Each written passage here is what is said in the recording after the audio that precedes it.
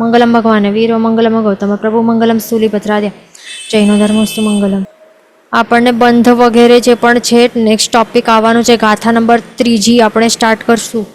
એનાથી પહેલાં આપણને આ નંબર્સ છે એ આપણને રિવિઝન કરવું જરૂરી છે, કારણ કે પછી બંધને વગેરે સ્ટાર્ટ કરશું તો નંબર ત્યાં આવશે, પછી કેલ્ક્યુલેશન નંબર્સને બધું આવશે. એટલા માટે અહીંયા એ પાકો હોવો જોઈએ. એટલે અહીંયા રિવિઝન આપણે કરી લઈએ. જે કર્મગ્રંથ ફર્સ્ટ કર્મ વિપાક ગ્રંથમાં આપણે ભણ્યું હતું, તો તે અહીંયા કર્મસ્તવમાં આપણે અહીંયા હમણાં એક વખત રિવિઝન કરવાનું પડશે. તો પછી હવે આપણે આગળ વધશું. ટોટલ કર્મની પ્રકૃતિઓ કેટલી હોય યાદ રાખવાનું કે 8 મૂળ પ્રકૃતિઓ હોય, પણ ટોટલ 158 કર્મ પ્રકૃતિઓ હોય છે. તો અહીંયા દેખાય છે જે 8 મૂળ કર્મો છે. આ જ્ઞાનાવર્ણ્ય, દર્શનાવર્ણ્ય, વેદનીય, મોહનીય, આયુષ્ય, નામ, ગોત્ર અને અંતરાય, આ 8 મૂળ કર્મોની 8 પ્રકૃતિઓ છે. ઓકે, તો હવે બધા પ્રતિભેદો મળીને બધા જ કર્મોની પ્રકૃતિઓ જો આપણે કહીએ તો 158 થાય છે. તો એ 158 કેવી રીતે થાય છે? તો જ્ઞાનાવર્ણ્યની કેટલી? 5. એ આખો આ નંબર બાયટ કરવા કમ્પલસરી છે બધાને.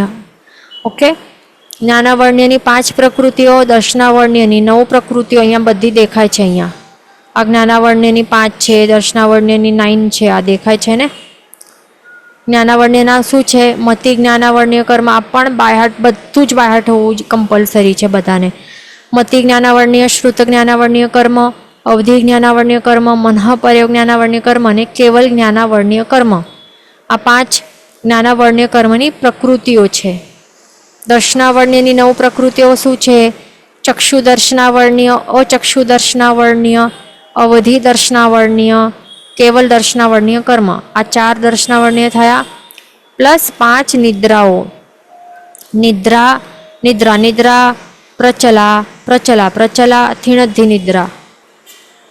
ઓકે, ટોટલ દર્શનાવર્ણ્યની 9 પ્રકૃતિઓ થાય છે.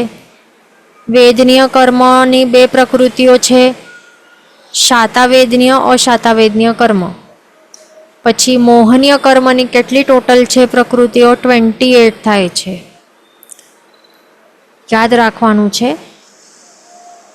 હવે એના 2 મુખ્ય પ્રતિભેદ છે, દર્શન મોહનીય કર્મ અને ચારિત્ર મોહનીય કર્મ. દર્શન મોહનીય કર્મની કેટલી પ્રકૃતિઓ છે? પ્રતિભેદો છે, 3 છે. સંકિત મોહનીય, મિશ્ર મોહનીય અને મિથ્યાત્વ મોહનીય કર્મ. આ દર્શન મોહનીય કર્મની 3 પ્રકૃતિઓ. અને ચારિત્ર મોહનીયની કેટલી છે? ટોટલ 25 છે. યાદ રાખવાનું. તો 25 ચારિત્ર મોહનીય કર્મ પ્લસ 3 દર્શનાવર્ણ્ય કર્મ, તો ટોટલ મળીને 3 દર્શન મોહનીય કર્મ. તો એવી રીતે 3 + 25 મળીને 28 થાય છે મોહનીય કર્મની ટોટલ પ્રકૃતિઓ. તો હવે ચારિત્ર મોહનીય કર્મની કેટલી છે? 16 કષાય છે અને 9 નો કષાય છે. 16 કષાય કયા છે? આ દેખાય છે. આ અનંતાનુબંધી, અપ્રત્યાખ્યાનીય, પ્રત્યાખ્યાન અને સંજ્વલન ટાઈપના 4 ક્રોધ, 4 માન, 4 માયા અને 4 લોભ. આ અનંતાનુબંધી, અપ્રત્યાખ્યાન, પ્રત્યાખ્યાન, સંજ્વલન, ક્રોધ, એવા જ માન અને આવા 4 માયા, આવા 4 લોભ. તો એવી રીતે 4 × 4 = 16. એ રીતે 16 કષાયો થાય છે. પછી 9 નો કષાયો કોણ છે? હાસ્ય, રતિ, અરતિ, શોક, ભય, જુગુપ્સા, પુરુષવેદ, સ્ત્રીવેદ, નપુંસકવેદ. તો આવી રીતે આ 9 નો કષાયો કહેવાય છે. તો 16 કષાય પ્લસ 9 નો કષાય મળીને 25 ચારિત્ર મોહનીય કર્મની પ્રકૃતિઓ થાય છે, પ્લસ 3 દર્શન મોહનીય બનીને 28 થાય છે મોહનીય કર્મની 28 ટોટલ પ્રકૃતિઓ. પછી આયુષ્ય કર્મના 4 પ્રતિભેદો છે, દેવાયુ, મનુષ્યાયુ, તિર્યંચાયુ અને નરકાયુ કર્મ. પછી નામ કર્મની કેટલી થાય છે ટોટલ પ્રકૃતિઓ? એ પછી જોશું. પહેલાં આ ગોત્ર અને અંતરાય સમજી લઈએ. ગોત્ર કર્મની બે પ્રકૃતિઓ છે, ઉચ્ચ ગોત્ર અને નીચ ગોત્ર કર્મ. અંતરાય કર્મ 5 પ્રકૃતિઓ છે, દાનાંતરાય કર્મ, લાભાંતરાય, ભોગાંતરાય, ઉપભોગાંતરાય અને વીર્યાંતરાય કર્મ. આ 5 અંતરાય કર્મ છે. હવે છેલ્લું છે નામ કર્મ. એની કેટલી છે ટોટલ? 103 પ્રકૃતિઓ છે, પાકું કરવાનું છે. હવે એમાં એની બે પ્રકારની પ્રકૃતિઓ છે. પિંડ પ્રકૃતિ એ 75 પિંડ પ્રકૃતિઓ છે અને પ્રત્યેક પ્રકૃતિઓ એ 28 છે. તો તે આપણે નેક્સ્ટ પેજમાં સમજવાનું છે. ઓકે, આ બધી નામકર્મની પ્રકૃતિઓ છે, પણ કઈ પિંડ પ્રકૃતિઓ જે આપણે અહીંયા દેખાય છે નામકર્મની 75 પિંડ પ્રકૃતિઓ છે અને 28 પ્રત્યેક પ્રકૃતિઓ છે. તો પહેલાં તો આપણે આ જોઈ લઈએ 75 પિંડ પ્રકૃતિઓ. તો આ છે 75 નામકર્મની પિંડ પ્રકૃતિઓ છે. આ 75 બધી, એ પણ બધાના પાકા હોવા કમ્પલસરી છે. હવે 75માં કયા કયા કોણ કોણ છે? પિંડ એટલે કે શું? પિંડ પ્રકૃતિઓ એટલે કે શું? પિંડ હોય છે. આ ગતિ નામકર્મ છે. તો આ શું એ કેવી છે? એનું પિંડ છે આ. એટલે કે it is a group of 4 કર્મ. 4 કર્મોનું એક ગ્રુપ છે, આ સમૂહ છે, પિંડ છે. જાતિ કર્મ 5 કર્મોનું સમૂહ છે, પિંડ છે. તો એવી રીતે આ બધા દેખાય છે ને, બધા પિંડ છે. આ બધા સમૂહ રૂપ છે કર્મોના. એટલે બધાના પ્રતિભેદ છે ને સિમ્પલ વર્ડ્સમાં, એટલા માટે એને પિંડ પ્રકૃતિઓ કહેવાય છે. ઓકે, તો પહેલું છે ગતિ નામ કર્મ. એ દેવગતિ, મનુષ્ય ગતિ, તિરંજ ગતિ અને નરક ગતિ નામ કર્મ 4 થાય છે. પછી જાતિ નામ કર્મમાં એકેન્દ્રિય જાતિ, બેન્દ્રિય જાતિ, તેન્દ્રિય જાતિ, ચૌરિન્દ્રિય જાતિ, પંચેન્દ્રિય જાતિ નામ કર્મ એમ 5 થાય છે. શરીર નામ કર્મમાં ઔદારિક શરીર નામ કર્મ, વૈક્રિય શરીર, આહારક શરીર, તૈજસ શરીર અને કાર્મણ શરીર એમ 5 શરીર નામ કર્મ થાય છે. અંગોપાંગ નામ કર્મમાં ઔદારિક અંગોપાંગ, વૈક્રિય અંગોપાંગ, આહારક અંગોપાંગ નામ કર્મ એમ 3 અંગોપાંગ થાય છે. એમાં આપણે દેખાય છે કે અંગોપાંગમાં તૈજસ અને કાર્મણ નથી, યાદ રાખવાનું. પછી બંધન નામ કર્મમાં શું છે? આ પણ પાકો કરવું કમ્પલસરી છે બધાને. કેવી રીતે દેખાય છે? ઔદારિક છે, પછી વૈક્રિય, પછી આહારક, તૈજસ, કાર્મણ. આ દેખાય છે ને આટલા. હવે ઇન્ટર રિલેશન કરવાનું. હવે ઔદારિક થઈ ગયું, તો હવે ઔદારિક સાથે તૈજસ, ઔદારિક સાથે કાર્મણ, ઔદારિક સાથે તૈજસ કાર્મણ. ઓકે, એક તો તૈજસ લીધું, પછી કાર્મણ લીધું, પછી તૈજસ કાર્મણ બંને લીધું અહીંયા. ઓકે, સિમ્પલ છે આ આટલો. પછી શું લીધું અહીંયા? વૈક્રિયનું આપણે લીધું, એ પણ સેમ લેવાનું. વૈક્રિય લીધું ને પછી તૈજસ સાથે લેવાનું, વૈક્રિય તૈજસ, પછી વૈક્રિય કાર્મણ લીધું અને પછી વૈક્રિય તૈજસ કાર્મણ બંને લઈ લીધું અહીંયા. સિમ્પલ થઈ ગયું, આવડી ગયું આપણ. પછી આહારકનું છે, એ પણ એવી જ રીતે કરવાનું. આહારક છે, પછી આહારક સાથે તૈજસ લીધું, આહારક સાથે કાર્મણ લીધું, પછી આહારક સાથે તૈજસ કાર્મણ બંને લઈ લીધું. આવડી ગયું આટલું સિમ્પલ. પછી કોણ છે? તૈજસ છે અને કાર્મણ, અને પછી બંનેનું સાથે લઈ લેવાનું, તૈજસ કાર્મણ. આટલું સિમ્પલ છે યાદ રાખવા માટે ને. ઓકે, તો આપણું ભણી લે. આપણે બહાર થઈ ગયું અહીંયા છે. આ ટોટલ થાય છે 15 બંધન નામકર્મ. પછી સંઘાતન નામકર્મ એ કયા છે? ઔદારિક સંઘાતન, વૈક્રિય સંઘાતન, આહારક સંઘાતન, તૈજસ અને કાર્મણ સંઘાતન નામકર્મ. આ 5. આ પણ થઈ ગયું, ઇઝી છે. પછી સંઘયણ, વજ્ર, ઋષભ, નારાજ સંગણ, નારાજ, અર્ધનારાજ, કિલિકા, સેવાર્થ. તો આવી રીતે 6 સંગણો થઈ ગયા. પછી 6 સંસ્થાન નામકર્મ. એમાં શું છે? સમચતુરસ્ર, ન્યગ્રોધ, પરિમંડલ, સાદી કુબ્જ, સંસ્થાન, વામન સંસ્થાન, હુંડક સંસ્થાન. તો આવી રીતે 6 સંસ્થાનો થઈ ગયા. પછી 5 વર્ણ આવે છે: કૃષ્ણ વર્ણ, નીલ વર્ણ, લોહિત વર્ણ, હરિદ્ર વર્ણ અને શુક્લ વર્ણ. લોહિત એટલે કે રેડ, હરિદ્ર એટલે કે યલો. બાકી તો સમજાઈ ગયા. તો આ 5 પ્રકારના વર્ણ નામકર્મ છે. પછી ગંધ નામકર્મ સુરભી અને દુર્ભી ગંધ નામકર્મ 2 છે.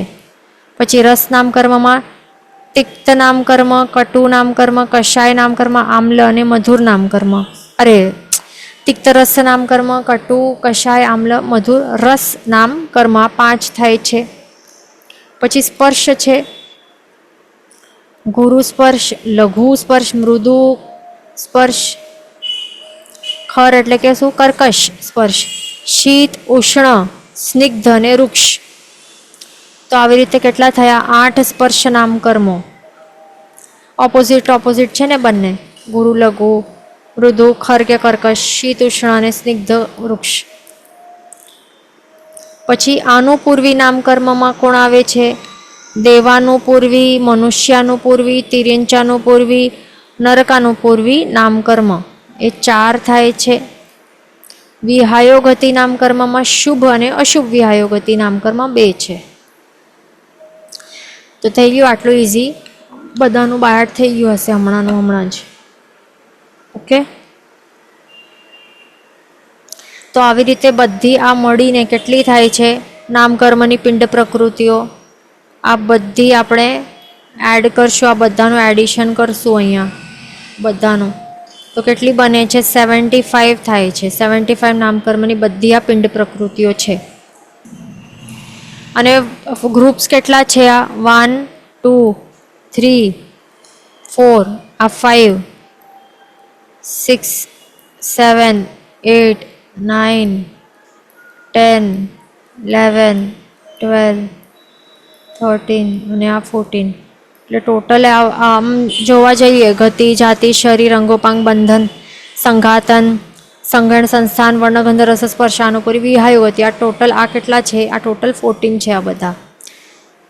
તો આ 14 એવા મેઇન ટાઈપ્સ છે. એના સબટાઈપ્સ બધા જ મળીને બધી પિંડ પ્રકૃતિઓ 75 કહેવાય છે. એ ખાસ ધ્યાન રાખવાનું.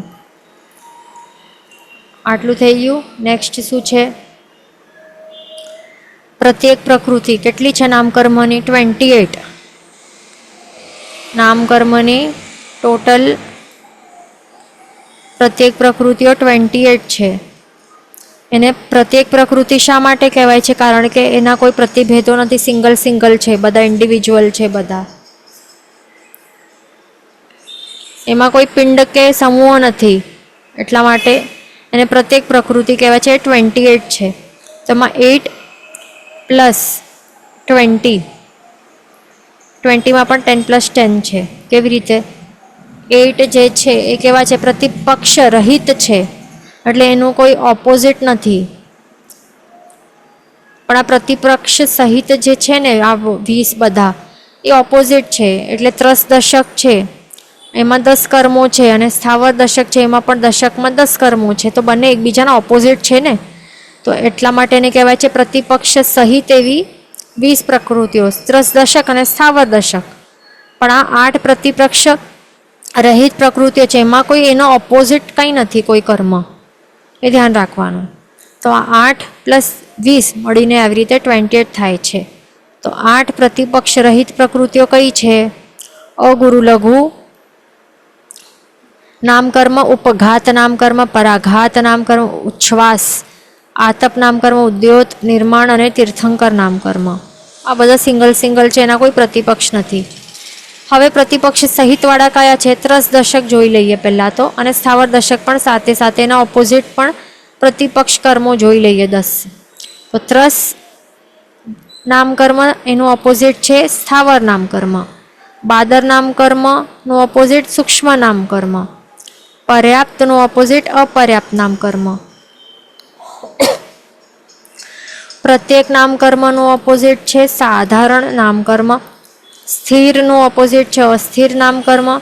શુભનું ઓપોઝિટ છે અશુભ નામકર્મ. સૌભાગ્યનું ઓપોઝિટ છે દૌર્ભાગ્ય નામકર્મ. સુસ્વરનું ઓપોઝિટ છે દુસ્વર નામકર્મ, આદેય નામકર્મનું ઓપોઝિટ છે અનાદેય નામકર્મ, યશનું ઓપોઝિટ છે અપયશ નામકર્મ. તો એવી રીતે ટોટલ બધી આ 20 પ્રકૃતિઓ થાય છે અને આ 8 મળીને 28 થાય છે નામકર્મની કઈ પ્રત્યેક પ્રકૃતિઓ. તે પણ આપણી થઈ ગઈ. ઓકે, આ પણ ઇઝી છે, બાયટ કરી લેવાનું છે બધાને. તો આવી રીતે આપણે શું જોઈએ અહીંયા નામકર્મની આ 75 પિંડ પ્રકૃતિ પ્લસ આ 28 પ્રત્યેક પ્રકૃતિ. તો 75 પ્લસ 28 આ દેખાય ને અહીંયા નામકર્મની 75 પિંડ પ્રકૃતિ જોઈ લીધી પ્લસ 28 પ્રત્યેક પ્રકૃતિ જોઈ લીધી. તો ટોટલ મળીને કેટલી થાય છે 103 નામકરની ટોટલ પ્રકૃતિઓ ભણી લીધી. હવે આ એડ કરવાનું આપણને. શું એડ કરવાનું? 5 જ્ઞાનાવર્ણ્ય, 9 દર્શનાવર્ણ્યના પ્રતિભેદ, 2 વેદનીયના, મોહનીયના 28, આયુષ્યના 4, નામકર્મના 103, ગોત્રના 2 અને અંતરાયના 5. આ બધા મળીને આ ટોટલ એડઅપ કરશું તો કેટલી થશે? કર્મની ટોટલ પ્રકૃતિ 158 થશે. ઓકે, આ ક્લિયર થઈ ગયું બધાને? હવે નેક્સ્ટ આપણને શું ભણવાનું છે કે નામકર્મની હવે બંધ, ઉદય અને ઉદીર્ણા. 1 મિનિટ. બંધ, ઉદય અને ઉદીર્ણા. તો એમાં કર્મની કેટલી છે? નામકર્મ છે ને, તો નામકર્મની કેટલી ટોટલ પ્રકૃતિ આપણી જોઈ હમણાં? 103 જોઈને. ટોટલ 103 નામકર્મની પ્રકૃતિ ભણ્યા ને હમણાં જ આપણે. પણ જ્યારે કર્મ બંધ, કર્મનું ઉદય કે કર્મનું ઉદીર્ણા જ્યારે ગણવામાં આવે તો ત્યારે નામકર્મની 67 પ્રકૃતિઓ જ ગણવામાં આવે છે. 103 બધી નથી ગણાતી, 67 ગણાય છે. એ કેવી રીતે? એ ધ્યાન રાખવાનું. અહીંયા આપણને કેવી રીતે આ 67 થાય છે તે આપણે સમજી લઈએ. ઓકે, તો અહીંયા આપણે જે 15 બંધન નામકર્મ ભણ્યા હતા, 5 સંઘાતન ભણ્યા હતા, યાદ છે ને? તો ટોટલ મળીને કેટલા થાય છે? 20 થાય છે ને. તો આ 20 કર્મોને અહીંયા જે 103 છે ને, તો એમાં બધી આ 20 પ્રકૃતિઓ આ બંધન અને 5 સંઘાતને નથી ગણવામાં આવતી. આ શા માટે? અહીંયા શું દેખાય છે આપણને? નામકર્મની પિંડ પ્રકૃતિઓ. એમાં શું દેખાય છે? આ 15 બંધન નામકર્મ છે અને 5 સંઘાતન નામકર્મ છે. તો એના ટોટલ 20 એ નથી ગણાતા અલગથી. પણ શા માટે નથી ગણાતા? કારણ કે એ બંનેને શરીર નામકર્મમાં એનો સમાવેશ કરવામાં આવી જાય છે. એ કેલ્ક્યુલેશનમાં એવી રીતે સમજવાનું. જે શરીર નામકર્મ છે ને, તો એ જ્યારે શરીર એને બનાવવાનું હોય જીવને, આત્માને, તો એ વખતે એ શું કરશે? ભેગો તો કરશે જ ને. આ સંઘાતન નામકર્મનો પણ રોલ ત્યારે પ્લે થઈ જ, એટલે એ ઓબ્વિયસલી સમજી જ લેવાનું કે એનો એ રોલ ત્યારે એ પ્લે તો કરશે જ. ઓકે, એટલે શરીર નામકર્મનું ઉદય હોય તો ત્યારે સંઘાતન નામકર્મ અને બંધન નામકર્મનું પણ ઉદય તો સમજી જ લેવાનું. કારણ કે શરીરનું નિર્માણ જ્યારે આવું કરે તો ત્યારે ઓબ્વિયસલી શરીર બનાવવા માટેને ભેગો તો કરવું પડે ને. સંઘાતન નામકર્મનું કાર્ય શું છે? ભેગો કરી આપવાનું આ બધા પૂતગલ સ્કંધોને. ઔદારિકનું શરીર બનાવશે તો ઔદારિક શરીર બનાવશે તો ઔદારિકોના પૂતગલ સ્કંધોને તો ભેગા કરીને આપવાના પડશે ને ઓબ્વિયસલી. એટલે આનું ઉદય છે તો એટલા માટે એનું મિનિંગ ઓબ્વિયસલી એનું પણ ઉદય છે જે સમજી લેવાનું. આ છે જ. જેમ આ વૈક્રિયનું હશે તો આ પણ સંઘાતન વૈક્રિયનું પણ ઉદય સમજી જ લેવાનું. આહારક શરીરનું છે તો અહીંયા આહારક સંઘાતનનું પણ ઉદય છે. તૈજસ શરીર છે તો તૈજસ સંઘાતનનું પણ ઉદય છે. કાર્મણ શરીર ઉદય છે તો કાર્મણ સંઘાતનનું પણ ઉદય સમજી જ લેવાનું સાથે સાથે. એટલા માટે એને ત્યારે એના અંદર જ એ ગણે એટલે સમજી લેવાનું છે આપણને, અલગથી નથી ગણવાનું. પ્લસ જ્યારે 15 બંધનની વાત છે એમાં પણ એ જ કે શરીર બનાવવાનું છે તો અહીંયા એ સંઘાતન કર્મ ભેગો કરીને આપશે. પણ હવે એ બાઇન્ડિંગ પણ કરવું પડશે ને, બંધન પણ કરવું પડશે, જોડાણ પણ કરવું પડશે ને. જે જૂનું શરીર છે એમાં જે નવા જોડાતા પૂતગલો છે એ પણ એ ફેવિકોલની જેમ એ સ્ટીક કરવા પણ પડશે ને, જોઈન કરતા જવું પડશે, એડિશન કરતું જવું પડશે. તો દેટ મીન્સ બંધન નામકર્મનું પણ ઉદય છે જ ત્યારે સમજી જ લેવાનું. આ પણ 15 બંધન નામકર્મનું જેવું જેવું ઉદયમાં છે. ફોર એક્ઝામ્પલ જો ઔદારિક શરીર નામકર્મનો ઉદય છે તો ઔદારિક સંઘાતા નામકર્મનું પણ ઉદય ઓટોમેટિકલી છે એ સમજી લેવાનું. સાથે સાથે ઔદારિકને જે ઔદારિક રિલેટેડ જે પણ છે કર્મો એમના પણ બધા ઉદય સમજી લેવાનું એ વખતે. એટલા માટે આ અલગથી ગણવામાં નથી આવતું, એમાં શરીર નામકર્મમાં જ એ સમજી લેવાનું કે એમાં સમાવેશ થઈ જાય છે. ઓકે, એટલે અહીંયા 15 બંધન નામકર્મ અને 5 સંઘાતન નામકર્મને જે 5 શરીર નામકર્મ છે ને એમાં જ આપણે સમજી લીધું કે આ છે ઉદયમાં જે પણ છે, તો ત્યારે આ પણ ઉદયમાં છે. ઓકે, એટલા માટે આ અલગથી આપણે નથી ગણતા. એટલે જે 103 છે ટોટલ નામકર્મની પ્રકૃતિઓ, એમાં આ 15 બંધન નામકર્મ માઇનસ કર્યું, આપણે નથી ગણતા. 5 સંઘાતન કર્મ છે પણ માઇનસ કર્યું, પણ આપણે નથી ગણતા. ઓકે, આટલું ક્લિયર થઈ ગયું આપણું. હવે છે 5 વર્ણ, 2 ગંધ અને 5 રસ અને 8 સ્પર્શ નામકર્મોની વાત. તો આ બધા મળીને કેટલા થાય છે? 5 + 5 10, 8 + 2 10, ટોટલ મળીને 20. આ 20 કર્મો થાય છે. વર્ણાદિ 20 નામકર્મો આ થાય છે. તો આ 20 ના 20 બધા નથી ગણવાના આપણને, એટલે આ બધાને આપણે પહેલાં માઇનસ કરી નાખશું. 5 વર્ણને માઇનસ કર્યું, 2 ગંધને માઇનસ કર્યું, 5 રસને માઇનસ કર્યું અને 8 સ્પર્શને માઇનસ કર્યું. આટલા 20 કર્મો જે છે ને, એક તો આ માઇનસ કર્યું, પછી આ 20 કર્મો છે, આ વર્ણાદિ 20, એને પણ આપણે માઇનસ કરી નાખ્યું. હવે ગણવાનું શું પણ પછી એમાંથી માત્ર 4 જ ગણવાના છે. એટલે કે એક વર્ણ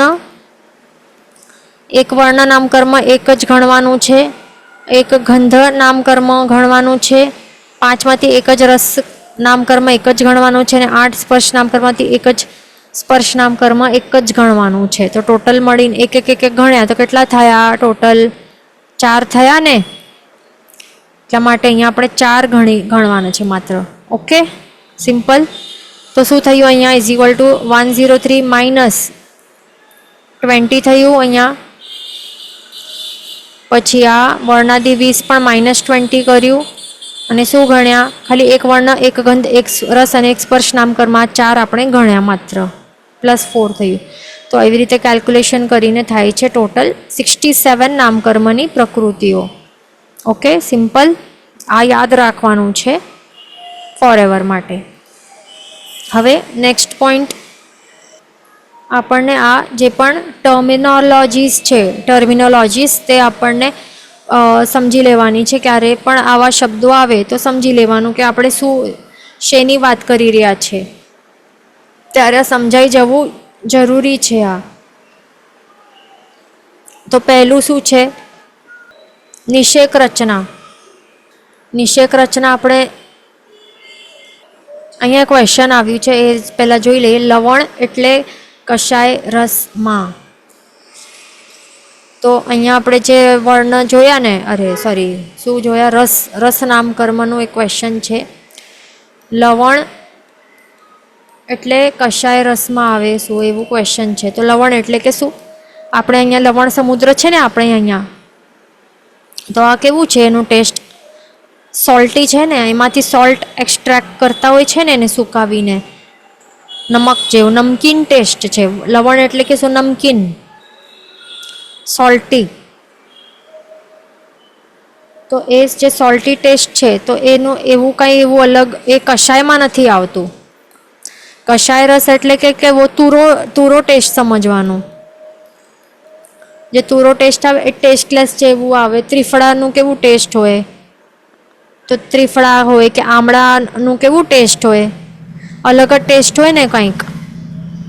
તો એ તુરો ટેસ્ટ કહેવાય. આમળા અને ત્રિફળાનું તુરો ટેસ્ટ કહેવાય, એને કશાય ટેસ્ટ કહેવાય. તો એટલે કે એ લવણ સોલ્ટી જે છે ને એ કશાયમાં નથી આવતું. અહીંયા ક્વેશ્ચન છે કે સ્પર્શમાં એક ટાઈમ 4 હોઈ શકે ને જેમ કે ગુરુ હોય, સ્નિગ્ધ હોય, કર્કશ હોય અને શીત પણ હોય, તો કેમ ગણવું? આ તો સ્પર્શ આપણે નામકર્મમાં ગણી રહ્યા છે ને, તો અહીંયા એક જ વર્ણ, એક જ ગંધ, એક જ રસ અને એક જ સ્પર્શ એવી રીતે ગણે છે. અહીંયા એક જ આપણને એવી રીતે ટોટલ 4 જ ગણવામાં અહીંયા આવેલું છે. એટલે સિમ્પલ આપણને કેલ્ક્યુલેશનમાં પણ સરળતા પડે, સિમ્પલ પડે એટલા માટે એવી રીતે ગણેલું છે. અહીંયા ક્વેશ્ચન છે, રસમાં કશાય લખેલું છે. હા, કશાય છે એટલે કશાય એટલે કે તુરો ટેસ્ટ. તો કશાય રસ નામકર્મ એટલે કે કેવું છે? જેમ કે અહીંયા તિક્ત રસ નામકર્મ છે એટલે કે કેવું? લીમડા જેવું. લીમડાના ટેસ્ટ કેવું હોય તો એને કહેવાય છે તિક્ત રસ નામકર્મ. કે મધુર રસ નામકર્મ એ કેવું છે? કોઈ શુગર છે, ગોળ હોય, સાકર હોય, તો એનું કેવું ટેસ્ટ છે? તો એને મધુર નામકર્મમાં આવેલું છે. અને કશાય નામકર્મ એટલે કે આમળા કે ત્રિફળા જેવું ટેસ્ટ હોય, તુરો ટેસ્ટ હોય એના જેવું, આમળા કે ત્રિફળા જેવું તુરો ટેસ્ટ હોય, તો એ શું સમજવાનું? કશાય રસ નામકર્મનું ઉદય છે. હવે અહીંયા નિષેક રચના છે એટલે કે શું? જે આપણે ઘણી વખત આપણે ભણતા સમયે આપણે જોયું હશે, આપણે આવી રીતે ડ્રો કર્યું હતું કેટલી વખત, કે આ કર્મની આ નિષેક રચના આવી રીતે છે, કે કર્મની આવી રીતે એક કોઈ કર્મ છે એની સ્થિતિ છે. આ ઉદય આવલિકા છે, ઉદય સમય છે, ઉદય આવલિકા છે, કે આ ઉદય સમય છે. અને કર્મ ભોગવતા ભોગવતા એવી રીતે અહીંયા 10 વર્ષ થયા, કે અહીંયા 20 વર્ષ થયા, ત્યાર સુધી આ કર્મની આવી રીતે શું છે? આ સ્થિતિ છે. એવી રીતે આપણે એક્ઝામ્પલ્સ ઘણી વખત ભણ્યું હતું ને. તો આ જ છે નિષેક રચના. એટલે કે શું? જે કર્મદલિકો છે, કર્મદલિકો છે એની એક ગોઠવણી, એક રચના હોય છે.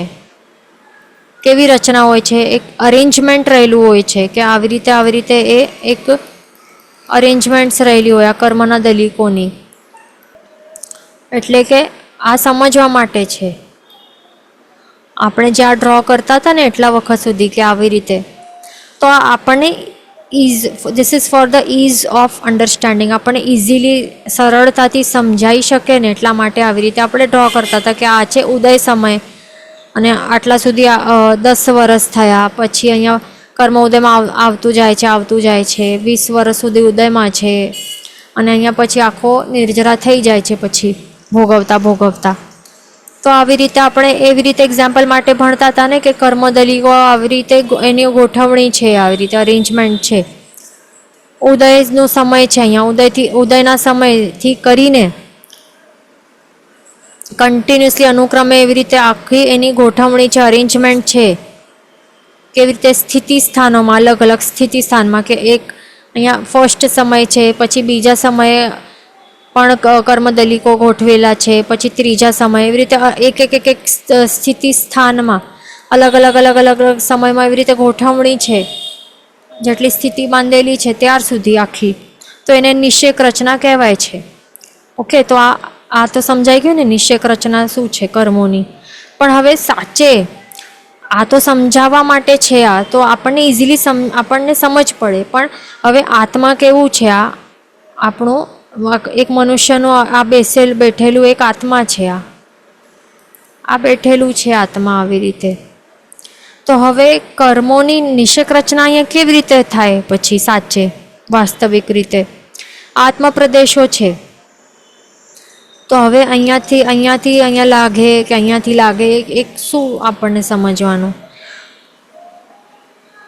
પણ સાચે આવી રીતે જે આપણે જોયું ને, કે આવી રીતે કર્મોની નિષેક રચના, કે અહીંયાથી કરીને અહીંયા, તો એવી રીતે પટ્ટીઓ આવી રીતે કંઈ નથી કે અહીંયાથી આવી રીતે એમ જ લાગશે, એમ જ કર્મોનું શું આવી નિષેક રચનાઓ એના ઉપર આવી રીતે છે આત્મપ્રદેશો પર. એવું નથી. આ સમજણ માટે છે કે આપણને પ્રોપરલી સમજાઈ શકે. પણ આત્મપ્રદેશો પર આવા ટાઈપની કોઈ ગોઠવણી નથી કર્મદલિકોની, ધ્યાન રાખવાનું. પણ એ ક્યાં પણ કર્મોનું અહીંયા ગોઠવણ હોઈ શકે છે. પણ જે પણ કર્મો આખા આત્મપ્રદેશો પર એક સમય જે હમણાં પ્રેઝન્ટ સમયમાં જે ઉદયમાં છે કર્મો, એ ક્યાં પણ એ લાગેલા હોઈ શકે છે. આત્મપ્રદેશો ઉપર જે લાગેલા છે કર્મદલિકો, તો એ હમણાં વર્તમાન સમયમાં ઉદયમાં છે. તો એને શું કહેવાય છે? ઉદય સમયનું નિષેક, કે નિષેક આ શબ્દનું મિનિંગ શું થાય છે? કર્મદલનું સમૂહ કહેવાય છે. નિષેક આ શબ્દનું મિનિંગ શું થાય છે? કર્મદલિકોનું સમૂહ અને રચના એટલે કે ગોઠવણ. તો કર્મદલિકોની રચના કે ગોઠવણ આવી જ રીતે આવી લાઈનમાં, અહીંયા કંઈ લાઈન નથી, અહીંયા આવી રીતે લાઈનમાં કંઈ નથી. ક્યાં પણ હોય, આત્મપ્રદેશો ઉપર ક્યાં પણ હોય, અલગ અલગ સ્થિતિ સ્થાનમાં જે પણ ઉદયમાં રહેલા હોય, તો તે એક, અને ત્યારે એ ઉદયમાં આવે છે. પહેલા સમયમાં જે પણ હોય છે, જે હમણાં વર્તમાનમાં સમયમાં જે ઉદયમાં જે પણ કર્મદલિકો જે ઉદયમાં હમણાં છે, તો એ શું કહેવાય એને? કે ઉદય સમયનો નિષેક કહેવાય છે એને. એટલે આ ફર્સ્ટ સમયમાં જે પણ કર્મો જ્યાં પણ હોય આત્મપ્રદેશ ઉપર લાગેલા, એ ઉદય સમયમાં જે પણ હોય કર્મો ઉદયમાં, તો એને શું કહેવાય છે? ઉદય સમયનો નિષેક કહેવાય છે. નિષેક એટલે કે કર્મ દલિકોનું સમૂહ. ઓકે. અને એના બાદ આ એ પહેલો સમય વીતી ગયો, પછી બીજો સમય આવ્યો, સ્ટાર્ટ થયો. તો બીજા સમયમાં શું થશે? બીજા કોઈ કર્મો જ્યાં લાગેલા હોય, જે પણ કર્મો લાગેલા હોય જ્યાં પણ, તો એ કર્મદલિકોનું સમૂહ એટલે કે નિષેક, એ બીજા સમયમાં જે પણ બીજા સમયના સ્થિતિ સ્થાનમાં જે પણ કર્મદલિકોનું સમૂહ એટલે કે નિષેક જે પણ ઉદયમાં હોય, તો એને શું કહેવાય? બીજા સ્થિતિ સ્થાનનો નિષેક કહેવાય છે. તો એવી રીતે અલગ નેક્સ્ટના સમયમાં જે પણ આગળ એવી રીતે આગળના સ્થિતિ સ્થાનોમાં જે પણ કર્મદલિકો ઉદયમાં આવે છે, કર્મદલિકોનું સમૂહ જે પણ ઉદયમાં આવે છે, એને શું કહેવાય છે? જે પણ પર્ટિક્યુલર સમય, હવે અહીંયા 10મા વર્ષનું સમયનું એક કોઈક સમય છે, તો એ સમય સ્થાન, એ સ્થિતિ સ્થાનનું નિષેક કહેવાશે. એ સમયમાં જે પણ કર્મનું દલિકોનું સમૂહ એટલે કે નિષેક જે પણ ઉદયમાં છે, તો એને શું કહેવાશે? કે એ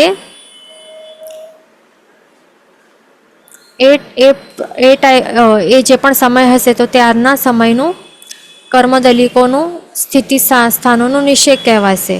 તો એવી રીતે ગોઠવણી હોય છે. ઓકે. નિષેક રચના એવી રીતે સાચે, એવી રીતે વાસ્તવિક રીતે આપણે જે સમજાવ્યું તેવી રીતે સમજવાનું.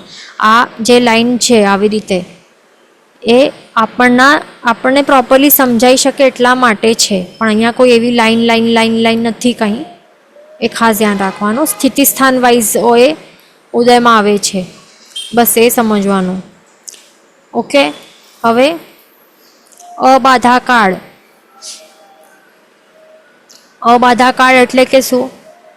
કે એક એવું સમય કે એક એવો કાળ જ્યાર સુધી એક કર્મ જે બંધાયેલું છે, એ જ્યાર સુધી એ બાધા આપતો નથી, અબાધામાં રહે છે, એટલે કે કોઈ તકલીફ આપતો નથી, કે તકલીફ કે કોઈ પણ જાતનું એનું રિઝલ્ટ કે વિપાક નથી બતાડતો, એને કહેવાય છે અબાધા કાળ. એટલે કે જ્યાર સુધી એ બંધાયા બાદ એ જ્યાર સુધી ઉદયમાં નથી આવતો, ત્યાર સુધીના કાળને અબાધા કાળ કહેવાય છે. કારણ કે જ્યારે ઉદયમાં આવે તો એ વખતે પછી એનું ફળ બતાડે, સારું કે ખરાબ જેવું પણ ફળ હોય તો એવું એ બતાડે. ત્યારથી એ કહેવાય છે કે હવે કર્મ ઉદયમાં આવ્યું. પણ જ્યાર સુધી બંધાયા બાદ જ્યાર સુધી કર્મ ઉદયમાં નથી આવતો, પોતાનું ફળ નથી બતાડતો, બાધા નથી આપતો જીવને, ત્યાર સુધીનો કાળને અબાધા કાળ કહેવાય છે. એટલું ડ્યુરેશનને. પછી છે બંધાવલિકા. અહીંયા ક્વેશ્ચન છે કે નિષેકને ડ્યુરેશન કહી શકાય નહીં. તો આપણે શું કહ્યું? નિષેક એટલે કે ડ્યુરેશન નથી. ડ્યુરેશન એટલે કે સ્થિતિ. નિષેક શબ્દનું મિનિંગ એડ કરી ત્યાં નોટ ડાઉન કરી લેવાનું. નિષેક એટલે કે કર્મ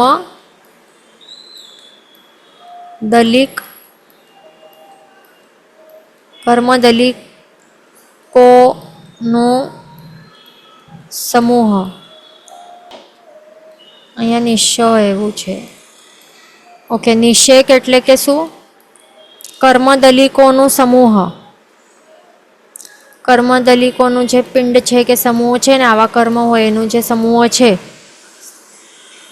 પણ એવું જ સમૂહ એટલે કે અહીંયા આટલા જ જગ્યામાં જરૂરી નથી, આખો આત્મા છે ને, તો એનો આ કર્મદલિકોનું સમૂહ એટલે કે શું?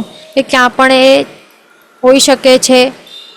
પણ આ બધા કર્મોનું સમૂહ, એક ગ્રુપ ક્યારે શા માટે કહેવાય છે?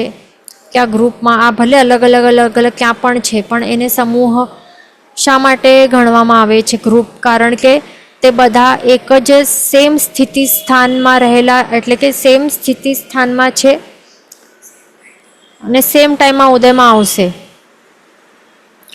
એટલા માટે ને એક ગ્રુપમાં એવી રીતે ગણવામાં આવેલું છે. એ ધ્યાન રાખવાનું.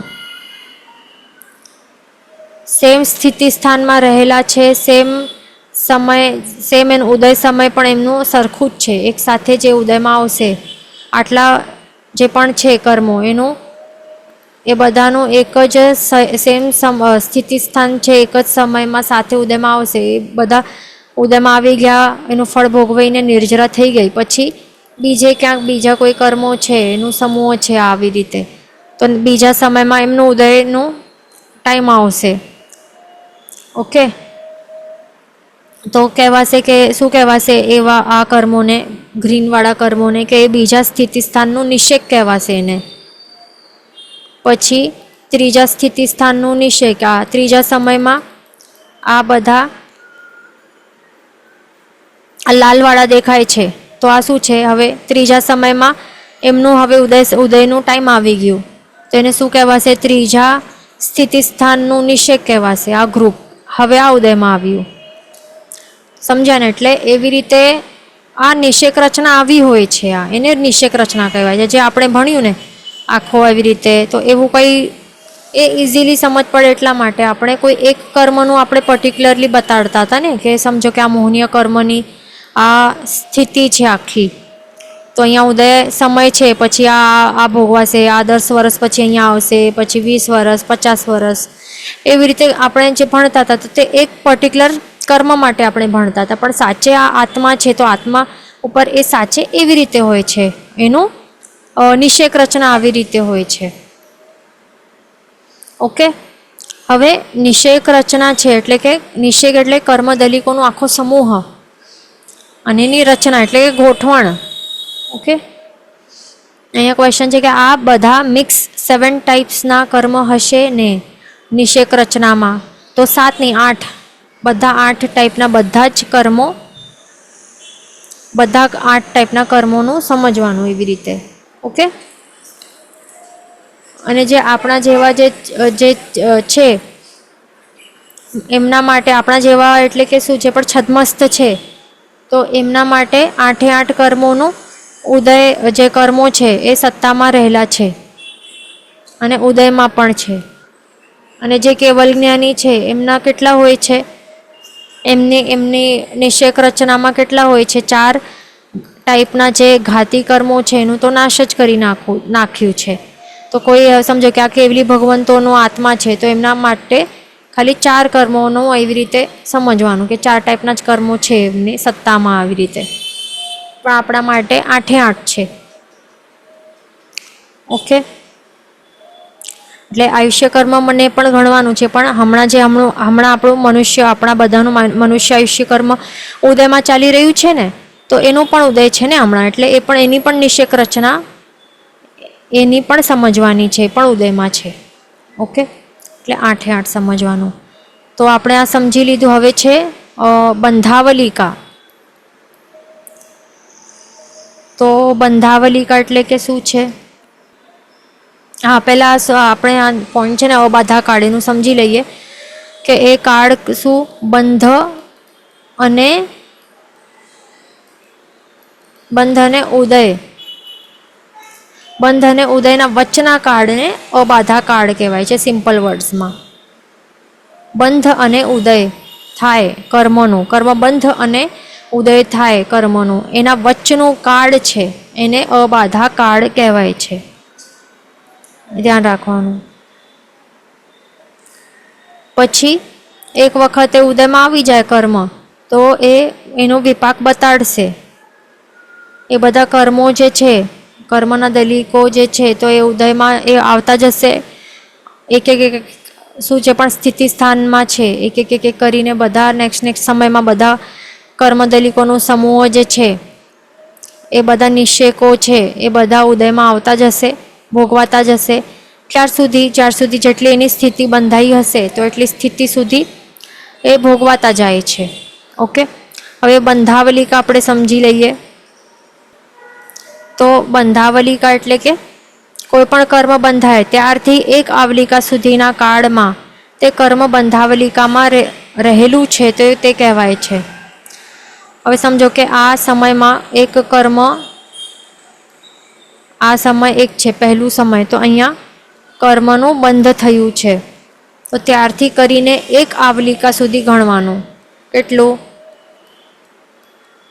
1 આવલિકા. એક આવલિકા સુધીનું જેટલું એ ડ્યુરેશન છે, એટલું જે કાળ છે, તો તેને શું કહેવાય છે? કર્મ બંધાવલિકામાં આવેલું છે કહેવાશે. ઓકે, એટલે કે શું અહીંયા બંધ થયું છે. બંધાવલિકા એટલે કે શું કે આ એક અહીંયા બંધ થયું છે કર્મનું, તો આ પોઈન્ટથી કરીને કેટલું એક આવલિકા જેટલું જે કાળ છે એને બંધાવલિકા કહેવાશે. આ કર્મ એ બંધાવલિકામાં રહેલું છે, આ કર્મ એ કહેવાશે. એટલે કે જે કર્મ બંધાયું છે તો એ કર્મ આખી સ્થિતિ જે છે ને, જેટલી પણ સ્થિતિ છે, કેટલી પણ હશે, તો જે બંધાયેલું કર્મ છે એ બંધાવલિકામાં રહેલું છે એ ક્યારે કહેવાશે? કે આપણે કહીશું કે આ બંધાવલિકામાં રહેલું છે આ કર્મ. એટલે કે શું? એનું મિનિંગ સમજવાનું કે જેટલી પણ સ્થિતિનું બંધ થયું છે, આ સમય ઉપર બંધ થયું છે, પણ હમણાં એ કર્મ બંધ થયું છે ત્યારથી કરીને એક આવલિકા સુધીના ડ્યુરેશનની અંદર રહેલું છે. એક આવલિકા એટલે કેટલા? અસંખ્ય સમયો. પછી ઉદયાવલિકા એટલે કે શું? કે ઉદયનો સમયથી માંડીને એક આવલિકા સુધીના સમયોને ઉદયાવલિકા કહેવાય છે. એટલે કે શું? હવે કર્મનું બંધ અહીંયા, એક મિનિટ, કર્મનું બંધ આ પોઈન્ટ ઉપર થયું છે ને, બંધ. પછી સમજો કે જે પણ અબાધા કાળ છે, એટલે બંધ અને ઉદયના વચનો કાળને શું કહેવાય? અબાધા કાળ કહેવાય. ઓકે, તો આટલું છે એનું અબાધા કાળ. અબાધા કાળ છે આટલું. પછી અબાધા કાળ પતી જશે આ પોઈન્ટ ઉપર, તો પછી શું એનું મિનિંગ શું કે અબાધા કાળ પતી ગયો એટલે એનું મિનિંગ શું કે હવે ઉદય થયું છે ને, કર્મનું ઉદય થવાનું સ્ટાર્ટ થયું છે. તો આ ઉદય સમય આ છે. તો ઉદય આવલિકા એટલે કે શું છે? હવે કે ઉદય સમય, આ સમય જ્યારે આ જે સમયથી કર્મ ઉદયમાં આવશે ત્યારથી માંડીને કેટલું ગણવાનું? માત્ર એક આવલિકા જેટલું ગણવાનું. ઉદય સમયથી કરીને એક આવલિકા સુધી જેટલું સમય છે, જેટલા પણ સમયો છે, એક આવલિકામાં કેટલા આવે? અસંખ્ય સમયો આવે છે. તો ઉદયનું જે પોઈન્ટ છે, જ્યાં જે સમય ઉપર ઉદય થવાનું સ્ટાર્ટ થાય છે તે પોઈન્ટથી કરીને કેટલા? અસંખ્ય સમયો, એટલે કે એક આવલિકા જેટલા અસંખ્ય સમયો સુધીનો કાળ છે ને ઉદયાવલિકા કહેવાય છે. પછી છે સંક્રમણાવલિકા. સંક્રમણાવલિકા એટલે કે શું?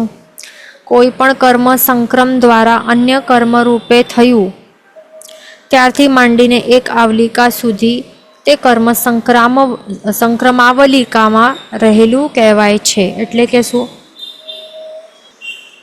હવે સમજો કે આ એક કર્મ અહીંયા બંધ થયું છે, હવે અહીંયા એનું ઉદય થઈ ગયું છે, આ પોઈન્ટ ઉપર ઉદય પણ થઈ ગયું, પછી ભોગવે પછી અહીંયા શું આ એક અમુક પોઈન્ટ ઉપર આ કર્મ જે છે ને તો એનું સંક્રમ થાય છે, એટલે કે એનું ટ્રાન્સફોર્મ થાય છે. એટલે સમજો કે અશુભ કર્મ છે આ. ઓકે, સમજો કે આ અશાતાવેદનીય કર્મ છે, અશુભ કર્મ છે આ. તો આ જીવ શું કરે છે? આ પોઈન્ટ ઉપર કંઈક સમજો કે એવું પરિસહ કંઈક સહન કરે છે, સંવર ક્રિયામાં આવી જાય છે, એના ભાવો અધ્યવસાયો શુદ્ધ કરે છે આ સમય ઉપર, તો એ વખતે એ જીવ શું કરે છે, આટલો પુરુષાર્થ દ્વારા એ શું કરે છે અહીંયા કે જે અશાતાવેદન્ય કર્મ આ બંધાયેલું છે ને, તો એનું સંક્રમ કરે છે. આ પોઈન્ટ ઉપર એ શું કરે છે, સંક્રમ કરીને અશાતાને કન્વર્ટ કરે છે શાતાવેદન્ય કર્મમાં, સંક્રમ કરી નાખે છે, એટલે કે અશુભને શુભમાં કરે છે. તો સંક્રમણાવલિકા એટલે કે શું, કે જે પોઈન્ટ ઉપર, જે સમય ઉપર જીવે શું કર્યું છે, કર્મનું સંક્રમ કર્યું છે, ત્યારથી કરીને કેટલું ગણવાનું, એક આવલિકા સુધી ગણવાનું છે, આટલું. એટલે આ સમય ઉપર સંક્રમ કરે છે ત્યારથી કરીને એક આવલિકા, એટલે કે અસંખ્ય સમયોમાં એક આવલિકા, અસંખ્ય સમયો એટલે એક આવલિકા. ઓકે, તો આટલા જેટલા પણ સમયો છે, એક આવલિકામાં જેટલા સમયો આવે છે, એ બધા સમયોને શું કહેવાશે, સંક્રમણાવલિકા કહેવાશે. ઓકે, આટલું સિમ્પલ છે. અહીંયા ક્વેશ્ચન છે, પ્લીઝ એક્સપ્લેન બંધનાવલિકા. બંધાવલિકા, બંધાવલિકા એટલે કે શું છે, કે જે સમય ઉપર કર્મનું બંધ અહીંયા કરે છે જીવ, ત્યારથી કરીને એક આવલિકા જેટલું સમય, તો એને કહેવાય છે બંધાવલિકા. એટલે આ એક પર્ટિક્યુલર કર્મ છે, કોઈક એક કર્મ નું બંધ કરે છે આ સમય ઉપર, એ બંધાયું છે આ કર્મ, પર્ટિક્યુલર કર્મ એક સમય ઉપર બંધાયું છે, તો ત્યારથી કરીને એક આવલિકા સુધી તે કર્મને કહેવાશે, એ સમયને કહેવાશે બંધાવલિકા. તો આવી રીતે આપણે આ બધા ટર્મિનોલોજી સમજી લીધા. હવે નેક્સ્ટ આગળ શું છે, ઘાતી અને અઘાતી કર્મ. અને હા, અહીંયા ધ્યાન રાખવાનું કે અશાતાને શાતામાં ફેરવ્યું, તેવી જ રીતે શાતાવેદન્ય બંધાયેલું હોય તો એને અશાતામાં પણ સંક્રમ કરી શકાય છે, એ ધ્યાન રાખવાનું. અહીંયા ક્વેશ્ચન છે, સંક્રમણ મીન્સ કર્મની પ્રકૃતિ બદલાય, એક કર્મ બીજા કર્મમાં ન બદલાય ને, એટલે એમાં શું છે કે માત્ર, હવે એનું મિનિંગ શું છે કે સમજો કે ગોત્ર કર્મ છે, ઓકે, સમજો કે આ નીચ ગોત્ર કર્મ છે, તો નીચ ગોત્રનું સંક્રમ થાય તો એ નામ કર્મમાં નહીં થાય કે જ્ઞાનાવર્ણ્ય કર્મમાં નહીં થાય, પણ નીચ ગોત્રનું સંક્રમ થાય તો આ અશુભ કર્મ છે, તો એનું સજાતીય જે છે તો એમાં એ સંક્રમ થઈ શકે છે. એટલે કે સમજો નીચ ગોત્ર કર્મ છે તો એનું સંક્રમ થાય તો એ ઉચ્ચ ગોત્રમાં સંક્રમ થઈ શકે છે, એમાં ફેરવાઈ શકે છે. અથવા તો ઉચ્ચ ગોત્ર હોય તો એનું સંક્રમ થઈને નીચ ગોત્રમાં સંક્રમ થઈ શકાય છે. એટલે પોતાની સજાતિ પ્રકૃતિ હોય ને તો એમાં જે ફેરવાઈ શકાય છે, અશાતાવેદન્ય શાતાવેદન્યમાં ફેરવાઈ શકાય, એવી રીતે. અહીંયા ક્વેશ્ચન છે, what is the significance of defining these terminologies taking આવલિકા યુનિટ, આવલિકા કેમ લીધું છે, તો તે આગળ આપણને સમજાશે, આગળ આવવાનું છે. આ અહીંયા નોર્મલી એટલે કે શું હોય છે કે એક આવલિકા શુદ્ધ જેટલી હોય છે ને એમાં કોઈ ફેરફાર નહીં થાય એવું હોય છે. એક આવલિકા જેટલું જે સમયકાળ છે ને એટલામાં કંઈ એવું સામાન્યથી એમાં કોઈ ફેરફાર થઈ નહીં શકતું હોય છે, એટલા માટે એવી રીતે આ બતાવેલું છે. અહીંયા ક્વેશ્ચન છે, ઓનલી અઘાતી કર્મનું સંક્રમણ થાય, તો જે આપણે જે ચાર ઘાતી કર્મો છે ને એ બધી કેવી છે, પાપ પ્રકૃતિઓ જ છે. ચાર ઘાતી કર્મો એ બધી પાપ પ્રકૃતિઓ જ છે, તો એ એવી જ છે, બધી પાપ જ વિપાક જ પાપ રૂપે જ આપે. પણ જે અઘાતી કર્મ છે એ શુભ હોય તો શુભમાંથી અશુભમાં સજાતીમાં ફેરવાઈ શકાય છે, અને અશુભ અઘાતી કર્મનું શુભ એના જે સજાતીય કર્મો છે પ્રકૃતિઓ છે એમાં ફેરવાઈ શકાય છે. ઓકે, અહીંયા સમય થવા આવી છે. નેક્સ્ટ ક્લાસમાં આપણે કન્ટિન્યુ કરશું. જીન વચન વિરુદ્ધ બોલાયું તો મિચ્છામિ દુક્કડમ સર્વમંગલ માંગલ્યમ સર્વકલ્યાણ કારણમ પ્રધાનમ સર્વધર્માણમ જનમ જયતિ શાસનમ પ્રણામ.